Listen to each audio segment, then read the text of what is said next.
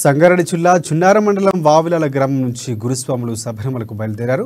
MPP Ravinder Goud అలాగే గురుస్వాములు హరిశంకర్ గౌడ్, కర్ణాకర్ గౌడ్ ఆధ్వర్యంలో శబరిమలకి వారు బయలుదేరారు. 26 ఏళ్లుగా తాము అయ్యప్ప స్వామిని ఇరుముడులు చెల్లిస్తున్నామని, ప్రజలు సుభిక్షంగా ఉండాలని అయ్యప్ప స్వామికి 41 రోజుల పాటు కఠోర దీక్ష చేసి శబరిమలకి వెళుతున్నామని వారు తెలిపారు.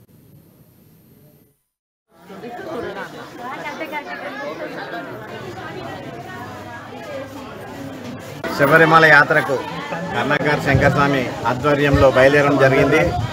అదేవిధంగా మీరందరూ కూడా ఓపికతోని అయ్యప్ప దర్శనం చేసుకొని రావాలి. అయ్యప్ప దర్శనం చేసుకున్న తర్వాత కూడా ఏవైతే మనం చెడు అలవాట్లు ఉన్నాయో ఖచ్చితంగా వదిలిపెట్టుకోవడం జరుగుతుంది. ఈ యొక్క సంవత్సరం పాటు అయ్యప్ప దీక్ష ఈ 41 రోజులు ఏ విధంగా చేసినామో అదేవిధంగా 365 రోజులు కూడా మనము అందరి సేవలో ఉండాలని కూడా కోరుకుంటూ, అయ్యప్ప దర్శనం సులభంగా కావాలని కూడా కోరుకుంటూ, అయ్యప్ప కటాక్షాలు అందరి మీద, స్వాముల మీద, సివిల్ స్వాముల మీద, అందరి మీద ఉండాలని కూడా కోరుకుంటున్నాను. స్వాములు దయచేసి మీరు అందరు గమనించాలి, అక్కడ వాటర్ ఫెసిలిటీ చాలా తక్కువ ఉంది, లైన్లో కూడా చాలా ఇబ్బంది కలుగుతుంది. కాబట్టి మీరు అందరు కూడా ఓపికతోని అందరూ కూడా ఒక దగ్గర ఉండి స్వామి దర్శనం చేసుకోవాలి.